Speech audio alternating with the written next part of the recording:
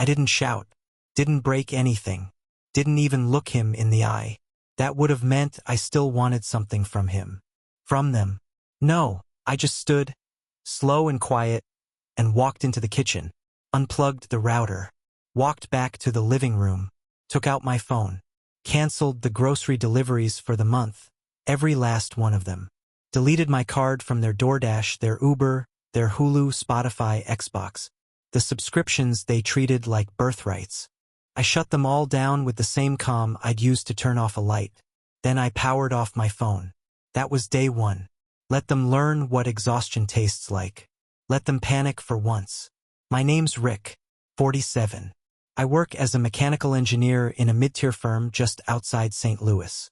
I'm not brilliant, not rich, but I show up, on time every day. I built a reputation for being dependable, quiet. The guy who'll stay an extra 2 hours because something's broken and nobody else wants to miss dinner. I don't get raises. I don't get recognition. But I get peace of mind when the paycheck clears. Or at least I used to. That was before I married Melissa. She had 2 kids when we met. Josh was 15 and angry at the world, and Kenzie was 11 and too smart for her own good. Their father, Greg, was still technically around. Technically. He'd show up in bursts, maybe for Kenzie's birthday if he remembered. Usually with a brand new iPhone or some slick-looking AirPods. He knew how to weaponize shiny things. Made me look like I was standing still. But I was the one doing the real work. I fixed the leak in their bathroom. Patched the drywall after Josh put a hole in it during one of his tantrums. Cleaned the cat's litter box. Paid the dentist. Taught Kenzie how to make scrambled eggs when Melissa was too tired. I was always filling in the cracks. And in the beginning it felt okay. A quiet kind of okay. Melissa smiled more back then. She'd lean on my shoulder at night and whisper how lucky she felt. How good it was to have someone steady. Her kids didn't love me, but they didn't hate me either. They tolerated me, and I took that tolerance like it was love. Like it was a down payment on something better that might show up later. But later never came. Instead, I became the invisible servant in my own house. It didn't happen in a single blow. That would have been easier to recover from. No, it came slowly. Drip by drip. First, it was Josh refusing to say thanks when I covered the tow truck after he blew a tire. Then Kenzie rolling her eyes when I reminded her to take out the trash. Like I was some loser trying to play dad. Melissa, meanwhile, started fading into the background. If I brought up how tired I was, she'd laugh and say, "But you're so good at that stuff. You don't have to do it all, you just do." Then she'd walk away before I could respond. And still I stayed. Because men like me are built to endure. I started working more, picking up side contracts, selling off vacation days I never used.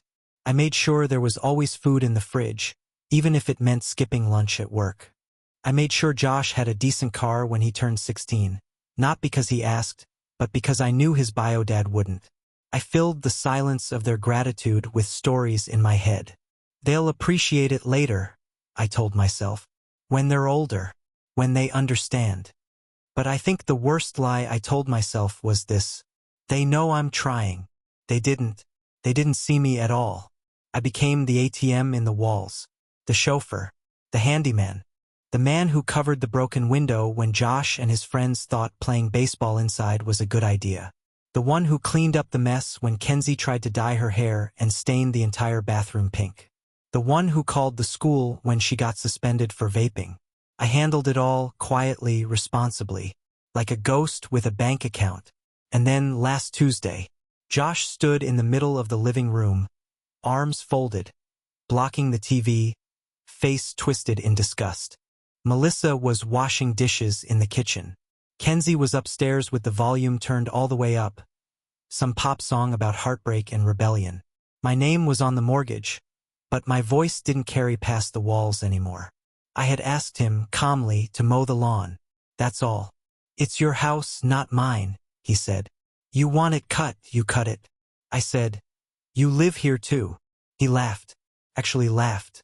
And then, like he'd been waiting months to say it, he spat the words that started everything. You don't get to rest.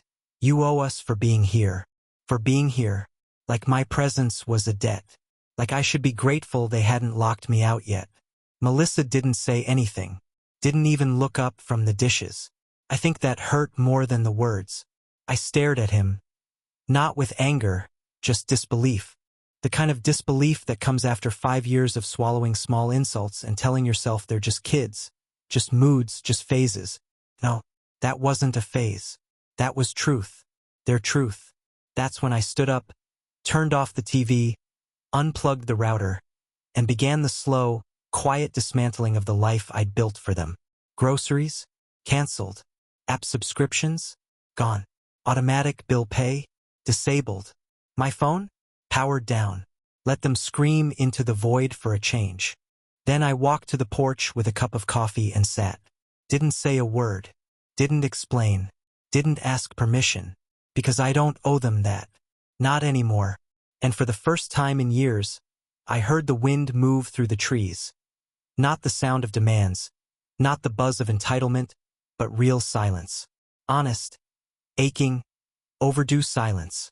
They say men like me are supposed to provide. That's our role. Step up, carry the weight, pay the bills, absorb the disrespect like it's part of the job description. Smile through it. Nod politely when the kids say, "You're not our real dad." Pretend it doesn't break something inside you every time. But I'm not pretending anymore. Josh said I owe them for being here. Let's see how well they function without what I provide. Let's see what happens when the mule finally lays down. By the second day, the house felt twitchy. Kenzie came downstairs wrapped in a blanket like some martyr of minor inconvenience. Her voice, shrill and cracking, sliced through the quiet like she was used to the house responding. "Why's the Wi-Fi not working?" She tapped the modem, unplugged it, plugged it back in. Looked at me like I was the janitor who'd skipped his shift.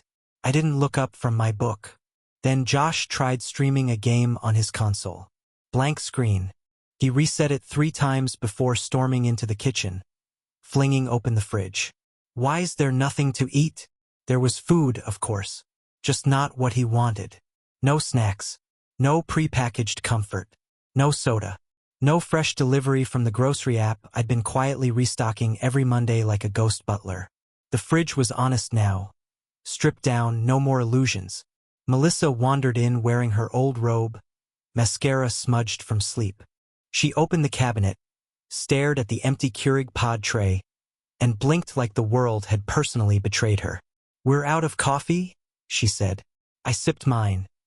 Brewed from the tin of grounds I kept hidden in the garage. Behind the toolbox no one touched. No one asked if I had canceled anything. They just looked around like the universe had hiccuped and forgotten them. Like maybe the house was broken. Like maybe the invisible hand that kept everything flowing had gotten tired. And it had. That invisible hand was mine. And it was done. That morning, I opened my laptop and pulled up my financial logs. Every receipt, every transfer, every invisible sacrifice they assumed fell from the sky. Took hours. I went back 2 years. Line by line. The car I bought for Josh when he turned 16? $4,700 from a used lot in South County. New tires, oil change, registration, insurance for the first year? $1,300. The dual monitor setup for his gaming/schoolwork? $612. Kenzie's cheer camp last summer? $1,200. Uniforms? Another $400. The Bluetooth earbuds she swore she needed to stay focused during homework? $179.99, and she lost them within a month. Then came the monthly bleed. Streaming services, groceries, gas cards, medical copays, birthday gifts, broken phones, broken windows. One Halloween party that destroyed the basement carpet. Cost me almost $800 to replace. Total for the past 12 months? $37,962.87. That number didn't just sting. It hollowed me out, because it wasn't just money. It was time I'll never get back.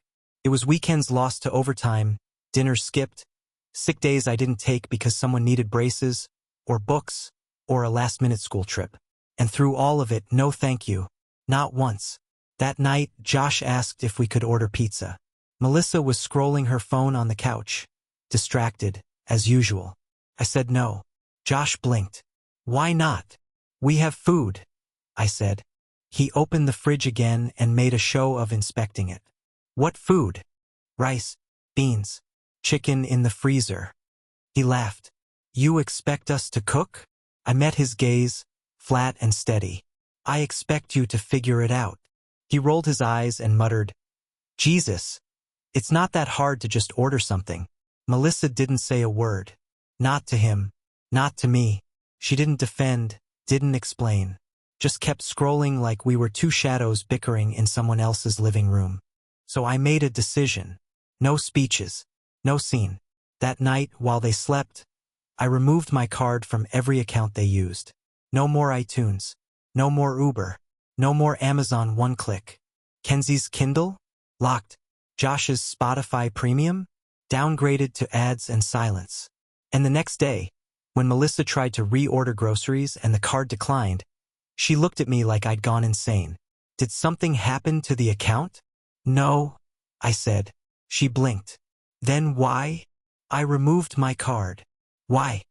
I didn't answer, because if she had to ask, she already knew. By day 3, the silence had grown roots.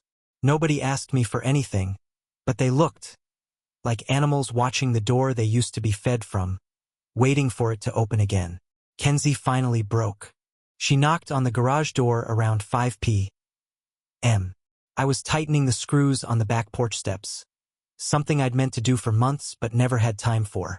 She stepped inside, hoodie pulled tight, arms folded like a shield. I'm sorry, she said. The words came out small, fragile, like she didn't fully believe them. I didn't respond. She shifted her weight. I didn't know you were paying for everything. Still, I stayed silent. Not because I was angry, I'd passed anger days ago, but because I wanted her to sit with the sound of her own guilt. She stood there for a long time, then left. I didn't chase her, because if I chased now, I'd be telling her the old rules still applied, that I'd always come back, always fix it. But I won't. That night, I sat at the kitchen table and did something I hadn't done in years. I made a list, not of chores, not of expenses, a list of rules. Simple, direct. 1. I no longer pay for everything. 2. Everyone contributes. 3. Respect is required, not requested. 4. No more assumptions. If you need something, ask, and expect to hear no. 5. Blood does not equal burden. I am not your father, and I don't owe you that role. By the next morning, I posted the list on the fridge. Josh read it, snorted, and said, So what, you're just quitting now? I looked up from my coffee. No, I said. I'm shifting the weight. He didn't respond, just walked away. And that's fine, because now the silence is mine. Controlled, measured, earned. The difference between withdrawal and abandonment is whether you're running away or finally standing still and watching who sinks without you. Melissa tried to talk to me that night, said I was being dramatic, that the kids were just acting out, that I shouldn't take it personally. I opened my laptop and showed her the spreadsheet. The $37,962.87. The red columns. The months where I'd taken out short-term credit just to float groceries while paying Josh's car insurance. The loans I took to keep the house warm last winter. The overdraft from paying Kenzie's camp fees after Greg forgot, again, to send support. You think this is dramatic? I asked. She didn't reply. She closed the laptop slowly, like it might bite her. Then she went to bed, and I stayed up, staring at the list on the fridge. Still there now, unmoved. On the 4th morning, Melissa finally broke the script. She stood in the doorway of the den with her arms crossed and her mouth tight, the way she looked when she was deciding whether to fight or retreat. I was on the couch, legs stretched out, reading the same paperback I'd started 3 years ago but never finished. Until now.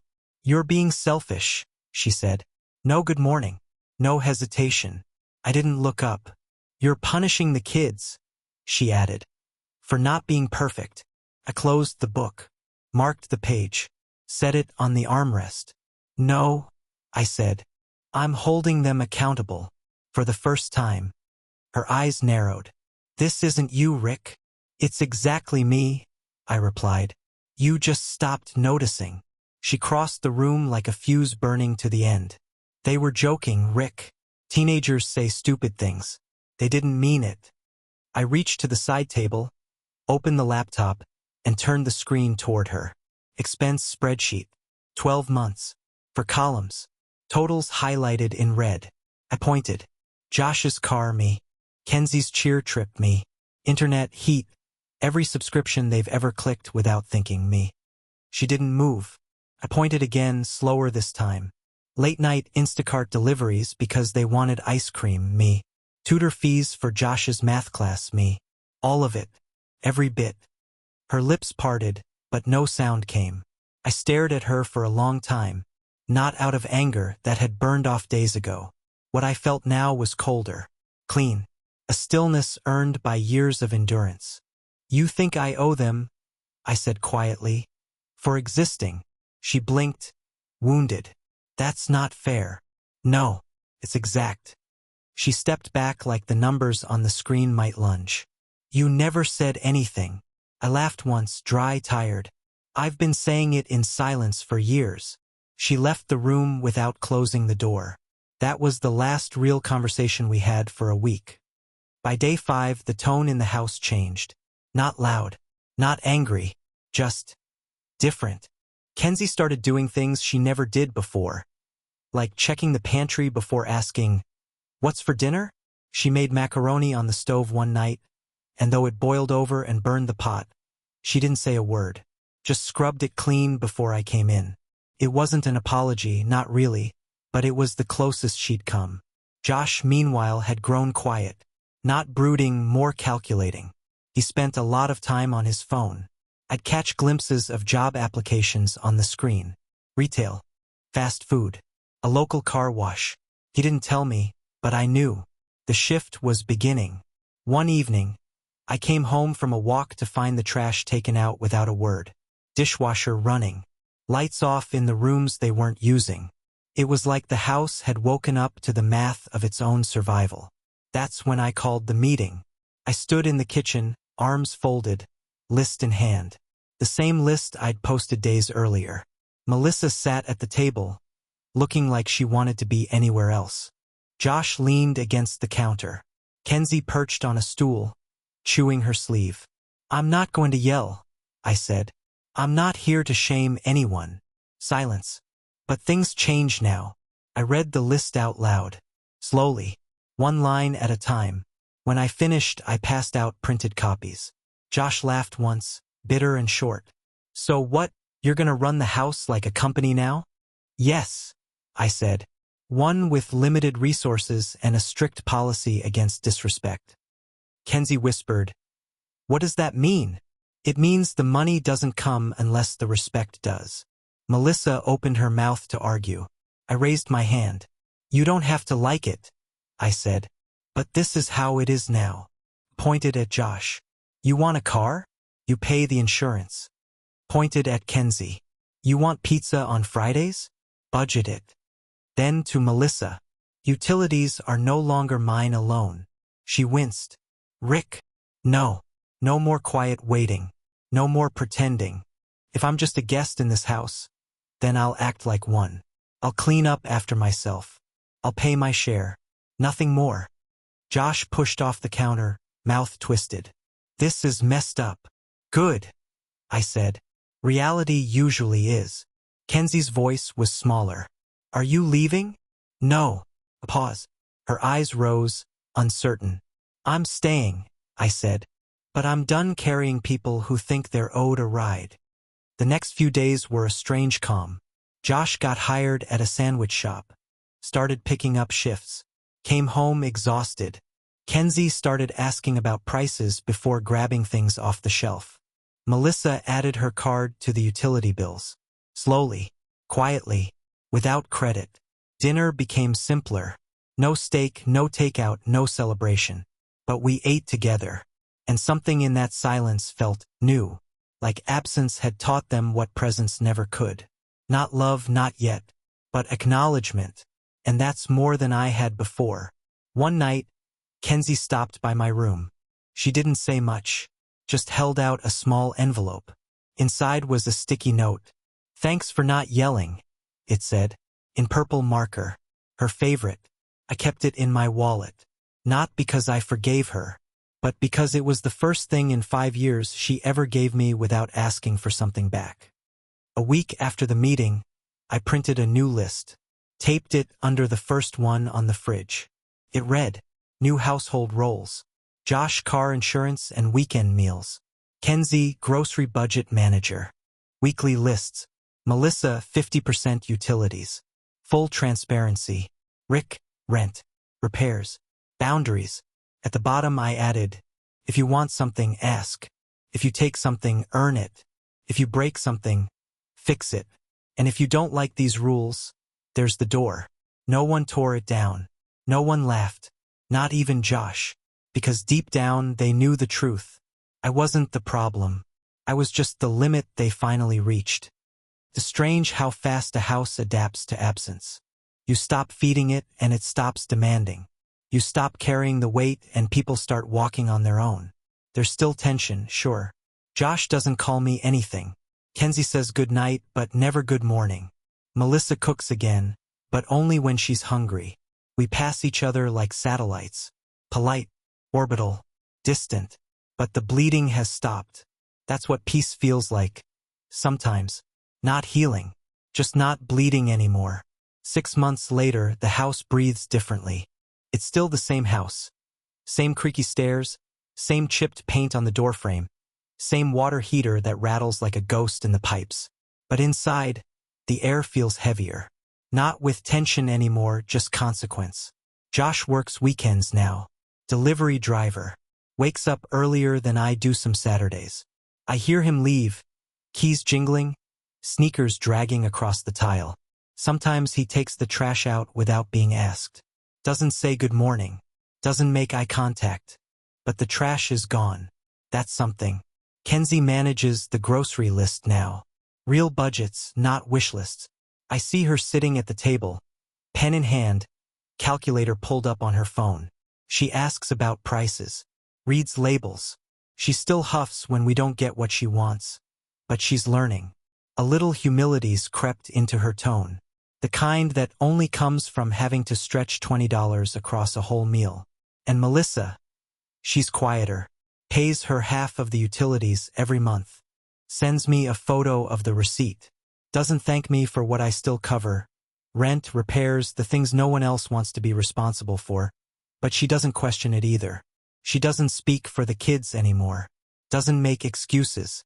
That silence says more than her defense ever did. We don't fight. We don't kiss. We don't sleep on opposite sides of the bed. Just in different silences. And that's fine. This isn't about love anymore. This is about equilibrium. About knowing what I'm worth and refusing to be less than that. One evening, Josh came home late, arms full of pizza boxes. He set them on the counter without a word. Grabbed paper plates. Called out, "Kenzie food." Then he glanced at me. "Want some?" It wasn't warm, wasn't generous, but it was a question, an acknowledgement. I said sure. He handed me a slice. No fanfare, no thank you, just the mechanics of a truce. That's how change looks, sometimes, like a slice of pepperoni passed across a kitchen you used to be invisible in. When someone says, "You're the man of the house, you're supposed to handle everything," I smile now. Not because they're right, but because I've already answered that question with 6 months of boundaries. No one says that in my house anymore. Because now they know, being tired isn't weakness. It's a warning. A man who carries too much will eventually drop the whole thing. And respect isn't automatic. It's not a ribbon for showing up. It's not payment for being the adult in the room. It's earned slowly, brutally, painfully, in silence, in restraint, in the choice not to walk away when every cell in your body wants to. That's what I did. I didn't leave. I didn't raise my voice. I didn't lash out. I simply stopped giving more than I received. And when I did, they started to see me. Not as a father. Not as some hero. But as a man, that's enough. So I'll ask you what I still ask myself some nights. When the house is dark and quiet and my name isn't being shouted for help or money or rides to practice. Was I wrong? Was I cruel? Should I have kept giving even when no one said thank you? Or did I do the only thing I could? Stop carrying people who never once reached back. If you had been me, would you have endured it? Or would you have stood still like I did and let the silence do what words never could? Tell me, because I need to know if I'm alone in this, or if you see me now the way they finally do.